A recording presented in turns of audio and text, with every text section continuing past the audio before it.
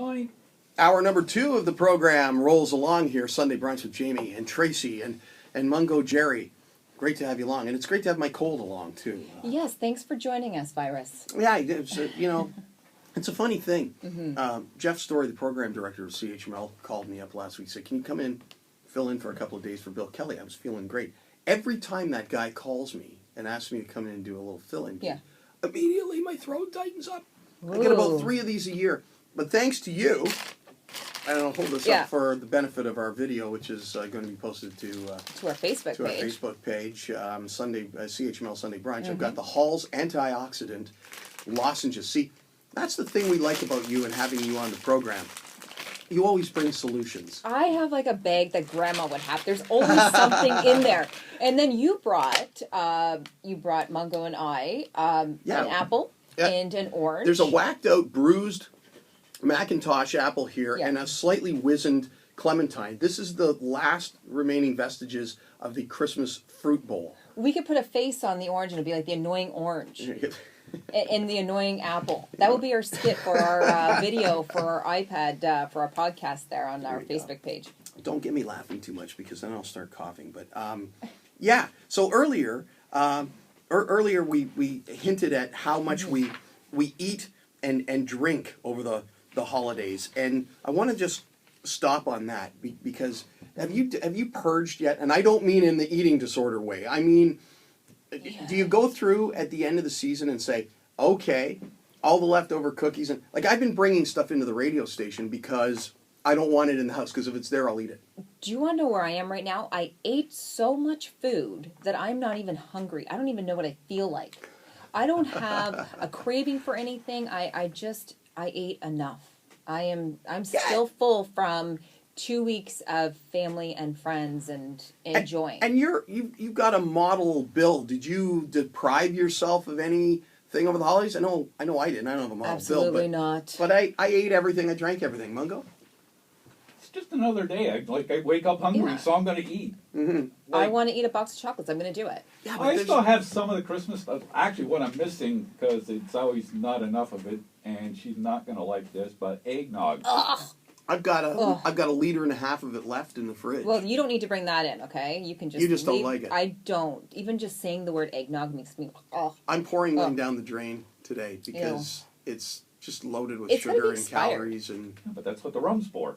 Come on, to kill the bugs. I like that. Yeah, no, I didn't deprive myself. I don't deprive myself of food throughout the year. If I want it, I'm going to eat it. If that means that maybe that 1 or 2 cookies means I have to go to the gym and work out for an hour and a half, I will just do it. But it's all about degrees, right? It's all about balance. Have a little bit of everything, but don't have a lot of anything. Yeah, why not? Okay, so in that aspect, how many dinners did you go through over the Christmas holidays in a very short period of time? Yeah, it's a lot. There's a lot. And it's not even so much the food that gets you, it's as we said before, the wine and the desserts. It's not just the meals, because we have to eat anyways. We're going to have dinner, lunch, or breakfast. It's the added stuff to it. Yeah, you walk in, there's a little tray of nuts or candies or little pastries, and then, there's dessert. Yeah, and I don't want to be rude and say, no, I'm not going to eat it. If somebody put the effort to put it out, I mean, I have to try it. Fair enough, but then 2 hours later, you're off to the next one. Yeah, there's a lot of gluttony during the holiday season. There really is. But it's acceptable. It's supposed to happen. But I always feel good at the end of the season when there's a leftover box of chocolates, or there's a box of cookies, or there's this or there's that. Just shipping it on out, like giving it away. I don't taking understand. it to the office. What Because I don't want it in my house. Leftover? What do you mean by leftover boxes of chocolates? Okay, boxes that weren't open because you were blessed. Yeah. I've never heard of such a thing. Okay, well there you go. I just make sure everything's open. Actually, my dilemma is that there just wasn't enough Scotch tape to just apply it directly to where it was going to go. Hey, what's going to keep us warm? I mean, we went from warm temperatures to, from Christmas, and then we hit New Year's, and it was really cold. So I figure all that extra food is like a blanket wrapping my body and keeping it warm. I did it right this year, though. You know what? I didn't cook like turkeys. I know there's purists out there that say, "Oh, you lazy bum, you should." We deep fried one. Did you? How did that go? Awesome. I had it shipped in. I don't say it. Denninger's cooked my turkey for me and sliced it, and it was all ready. Really? And they sent gravy and stuffing, and that was it. And it was so easy, and it wasn't expensive, and all that hassle was saved. You know, wrestling with a Nothing turkey wrong with meat. catering.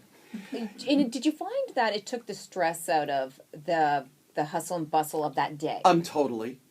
Oh, I want to do that. Totally. Because you just haven't got that to deal with. You haven't got carving the turkey and cooking the turkey and basting the turkey and doing all that. And it saves room in your oven. Everybody brought like a side dish. Yeah. You know, some kind of vegetable dish or casserole, whatever they brought. And it just worked out. It just worked out really, really, really well. And we said, you know what? Why would you do it any other way? Yeah, and you get to enjoy your family more, you know. Well, Just, it's a peaceful day. That's it. Speaking of food, I want to mention something. Our good friends at Monarch Laser and Wellness passed this along. Tracy, I'll hand it to you. Yes. This is cool because we're getting into this season. Soup Absolutely. season. It's comfort food, 100%.